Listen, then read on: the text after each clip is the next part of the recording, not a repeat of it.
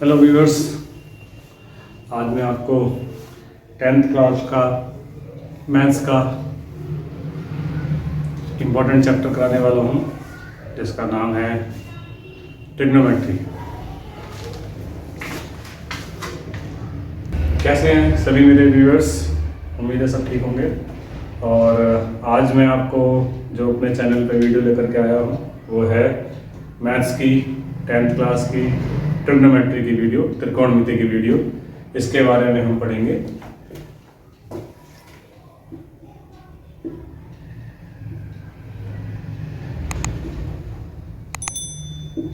इसको हिंदी में त्रिकोणमिति कहते हैं।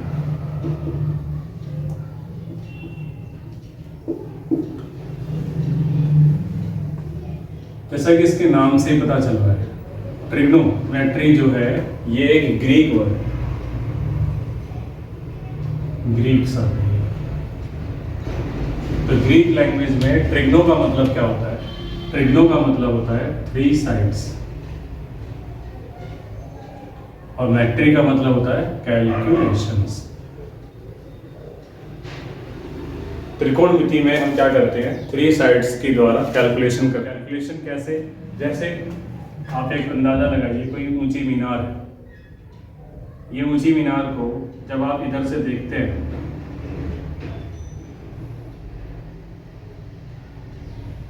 जब आप इधर से देखते हैं तो इसकी हाइट आपको दिखेगी,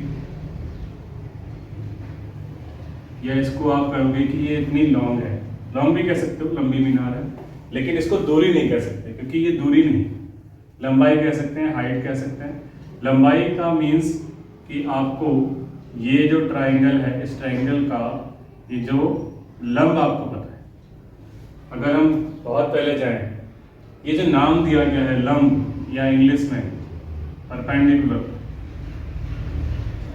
इंग्लिश में इसे परपेंडिकुलर कहते हैं। किसी ने भी अपनी मर्जी से मान लिया होगा और उसका नाम ये परपेंडिकुलर रख दिया होगा। और आप यहाँ खड़े होकर देखते हैं तो आप किसी बेस पर खड़े हैं, आप किसी आधार पर खड़े हैं, इसलिए इसको हम बेस कहते हैं। क्लियर? इनका साइंस पता चल गया, इसके पीछे क्या लॉजिक है। और कर्ड, हाइपोटेन्यूज, ये जो हाइपोटेन्यूज है इसका कोई लॉजिक नहीं।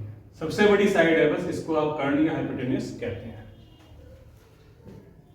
तो ये 3 साइड्स से मिलकर के आप कोई भी कैलकुलेशन कर सकते हो। जैसा कि मैंने स्टार्टिंग में बताया था, कोई मीनार है, अगर आपको यहाँ से यहाँ तक की डिस्टेंस आप नाप सकते हैं, या टेप से या कोई भी स्केल लेकर के भी आप नाप सकते हो कि यहाँ से यहाँ तक की दूरी क्या है। लेकिन क्या आप इसको नाप सकते हो? कैसे नापोगे? आप चढ़ नहीं पाओगे।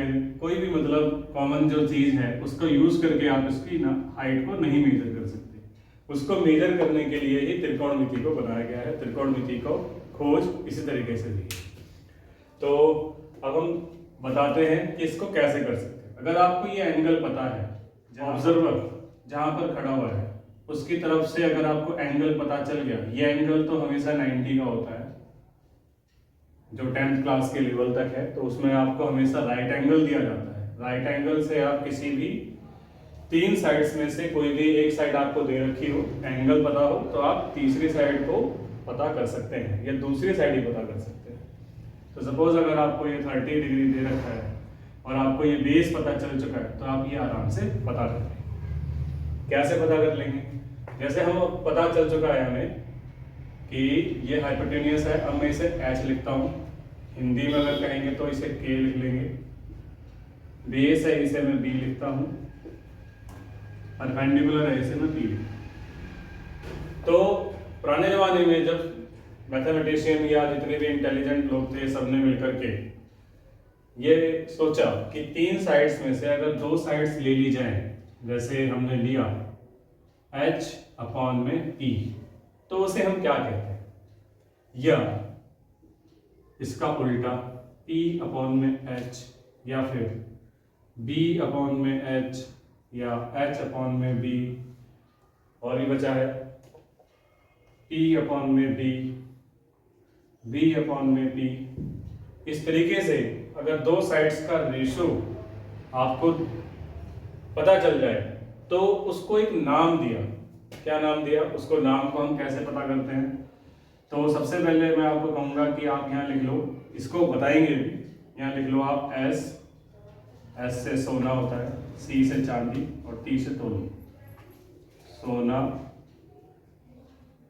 चांदी, तोली। और यहाँ पर लिखेंगे पंडित बद्री प्रसाद हर हर बोले। पंडित बद्री प्रसाद हर हर बोले। ये याद करने का तरीका है, लेकिन मैं आपको समझा रहा हूं। जैसे मैंने सबसे पहले लिखा है P/H, यहाँ पर P/H लिख लो आप, फिर इसको उल्टा कर देंगे।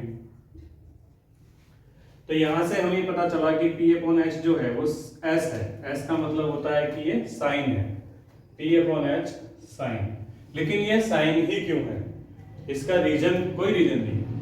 दो साइड्स का रेशो लेना था, उस टाइम पे कुछ नाम नहीं मिला। उसके नाम जो दे रहा होगा या जो इस पर पूरी रिसर्च कर रहा होगा मैथमेटिशियन, उसने अपना सिन लिख दिया उसको कि ये सिन होगा, इन दो साइड्स का रेशो सिन होगा। इसका उल्टा अगर कर दिया जाए, किसी ने क्वेश्चन पूछा होगा तो उसको उल्टे को उसने बोला कि भाई उसका उल्टा अगर कर देंगे तो वो कॉसेक होगा। फिर हमारा अगला आता है बेस अपन हाइपोटेन्यूस। बेस अपन हाइपोटेन्यूस को सी को यानी कि कॉस।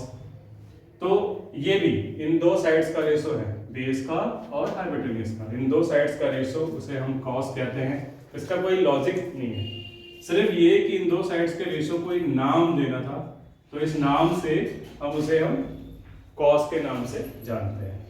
फिर अगला आया परपेंडिकुलर अपॉन बेस। इसको हम क्या कहते हैं? इसको हम tan, जैसे कि यहाँ पर लिखा गया है। इसका भी कोई एग्जैक्ट रीजन नहीं है कोई। फिर इनका जब रिवर्स कर दो, जैसे कि यहाँ बताया साइन का रिवर्स कॉस होता है, कॉसेक होता है।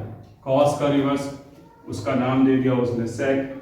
tan को रिवर्स कर दो, P/B का B/P कर देते हैं तो कॉट बन जाता है। तो ये tan और कॉट, कॉस और सेक, ये इन साइड्स को रेशो को पलटने पर एक अलग नाम देना था, इसलिए उसका नाम उन्होंने सेक रखा। साइन में जब P/H को पलटा तो H/P रखा, तो उसका नाम कॉसेक। इस तरीके से आप देखेंगे इस ट्रायंगल के सिर्फ यही रेशोस निकलते हैं। तो ये कितने रेशोस हो गए? ये हो गए 6 ट्रिग्नोमेट्रिक रेशोस हो गए।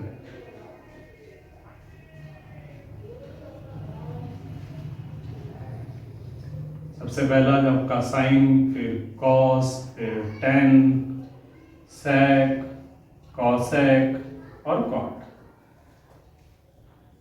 साइन को इस फॉर्मूले से भी रख सकते हैं, और आपको समझाने के लिए बता दिया है, ये लॉजिक भी बता दिया, कैसे भी समझ सकते हो आप।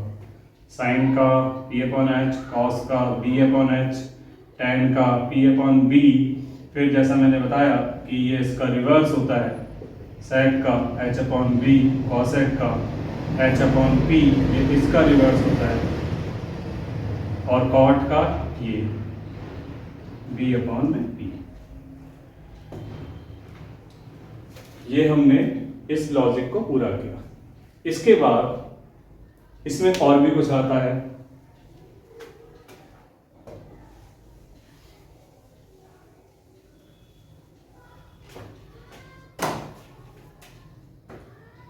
इसमें और कुछ क्या, जैसे साइन लिखा था,